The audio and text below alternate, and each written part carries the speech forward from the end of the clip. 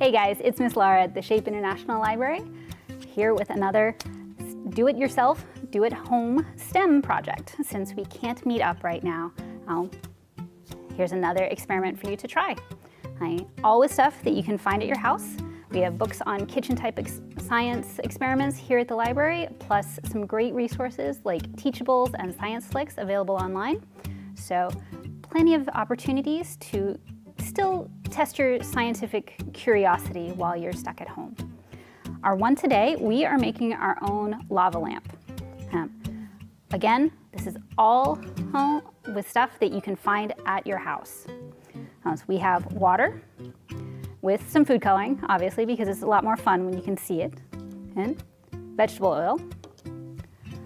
I used a glass jar, but a basic soda bottle, a plastic soda bottle, will work as your container for this one. The last ingredient you'll need is Alka-Seltzer, or some sort of fizzing antacid sort of tablet. It does not need to specifically be the Alka-Seltzer brand. So we start out, the water goes in our jar first, and the oil on top. They don't mix. So oil and water, the type of molecules that they are do not mix. So they will naturally separate out into layers. So you need to add the food coloring first to the water. It will not mix with the oil. So unfortunately, our two-color lava lamps will always be pale yellow, and then whatever food coloring you add to the water half of it. Give it a chance to settle. And then, while the jar is gorgeous, it is not necessarily exciting, right?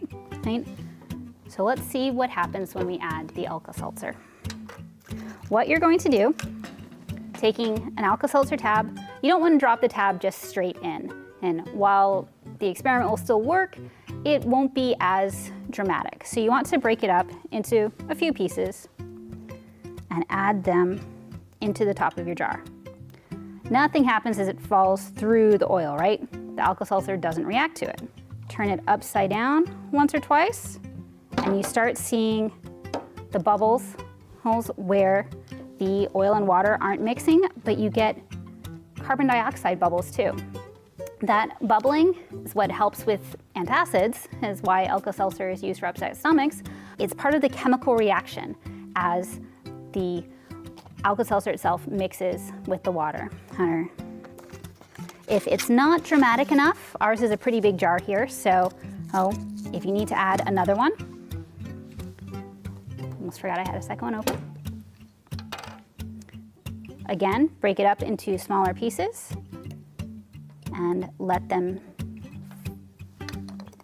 sizzle down, and give it the turn or two again.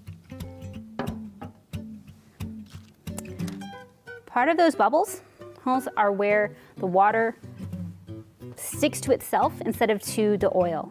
So as it settles back down into the two layers, and then, let's see, we've got a good one fizzing over here. The carbon dioxide bubbles carry up through the oil. They carry the colored water up with them. This setup can keep going as long as you want to add Alka-Seltzer.